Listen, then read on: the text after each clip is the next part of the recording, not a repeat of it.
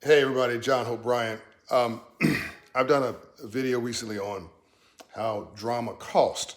I was talking about that in aspirational and financial terms initially, but now I'm talking about your spirit. So I really believe that like half of America is depressed right now. I think half the world's depressed right now, living in COVID and the whole situation, and we've just never had to deal with our stuff. Most of us have never had to live with ourselves. Luckily for me, I've lived my whole life because of my journey. Some of you know my journey. If you haven't read From Nothing, the book. Homeless, 6 months of my life was 18, saw three deaths before I was 10 years old, you know, et cetera, et cetera, et cetera, which just makes me reasonably comfortable in my own skin. No one's comfortable, including me. So no one's perfect, no one's comfortable, but just reasonably comfortable in my own skin. But I was forced to deal with my own stuff, my own mess, and to realize that I'm the greatest asset I've got, and I'm the greatest problem. So when something's going down, the first thing I ask is, what do I have to do with it? And I try to get underneath it because all anger is is an emotion you don't want to deal with. Well, actually, an addiction is literally a response to emotions that you don't want to deal with. But anger is a cover for the pain and the emotions that we don't want to admit. When you're angry, you're really saying, I hurt, you disappointed me, you hurt my feelings, you hurt my heart, but we don't want to deal with that, so we get angry. My whole point of this is the group that has been aggrieved the most, at least one of the groups has been aggrieved the most, that's kept from coming up with themselves in their own hands as a child of God are African Americans because of 400 years of oppression. And I think I don't have any data on this to confirm it, scientifically, just talking to medical professionals, they say I'm not far off.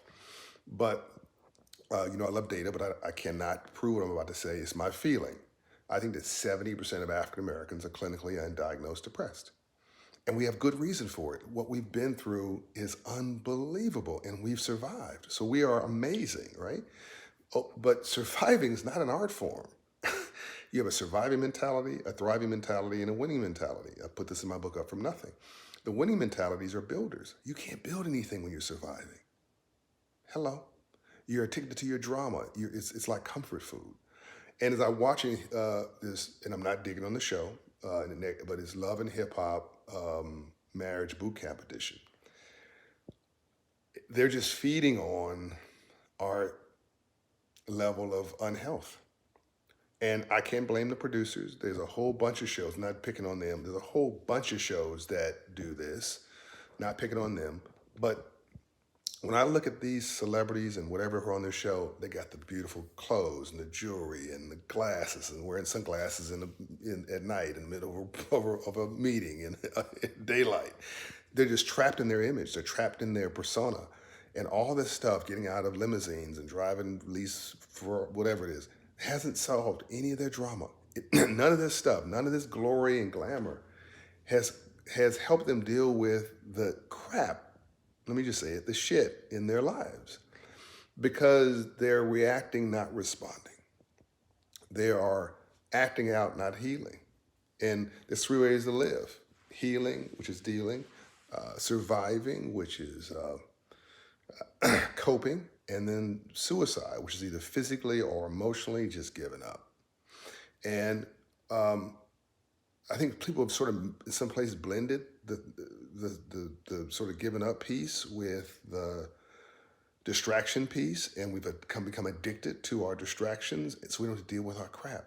And then when you get with somebody else in a relationship, and there's no cameras around, and no one cares, your problems don't care about your red carpet or what car you're driving. Your kids can't raise themselves. Now you need skills to cope and deal because, as I put in my book, Love Leadership, successful living is about successfully managing pain, the pain you create for yourself and the pain visited upon you by others. If you can't successfully manage pain, you can't really live. A lot of us don't know how to manage pain. No one ever taught us how to manage pain. Home economics class doesn't exist anymore, and single parent households are missing part of the ecosystem because you need the love of the mother typically, you need the discipline of the man. And the fact that my neighborhood and my communities have gotten used to talking about baby daddies and babies mamas as if it's normal, that's a problem. How do you think they make the kids feel? So there's a lot of dysfunction that's not our fault. Now there's industries now of preying on that dysfunction because it's entertaining. But meanwhile, underneath all this are really people in enormous pain. I mean, look at the eyes of some of these people, like they are just dying inside. We've got to start loving each other and caring about each other more than transactions, right? We've got to start having a relationship with each other and realize that we're better together. When we see somebody who's healing, who's dealing, we should want them to heal, and we should try to get them as a bridge over troubled water, not to step on them as a way to get to the other side over the water, right?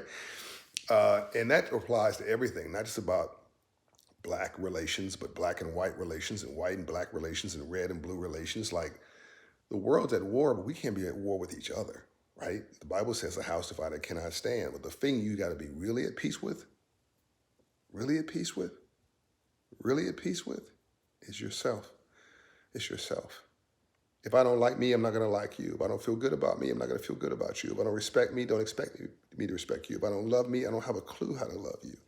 And here's a big one. If I don't have a purpose in my life, I'll make your life a living hell. Whatever goes around, comes around. And now you're in the business of drama. And now you're going to take something, drugs, alcohol, whatever, shopping, whatever it is, so that you don't have to deal with your stuff, because all an addiction is something you're committed to, so you have to deal with your crap. It's a replacement for the healing. Now you're being taken advantage of by the world. What did Malcolm X say? We've been bamboozled, we've been tricked, we've been fooled.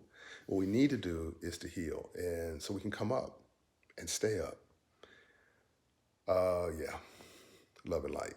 I hope this gave somebody a little bit of hope, all right? Because I'm actually a believer. Rainbows only follow storms. You cannot have a rainbow without a storm first. It's all about coming up from nothing, holding the world in your hands. Starts with you. Love you.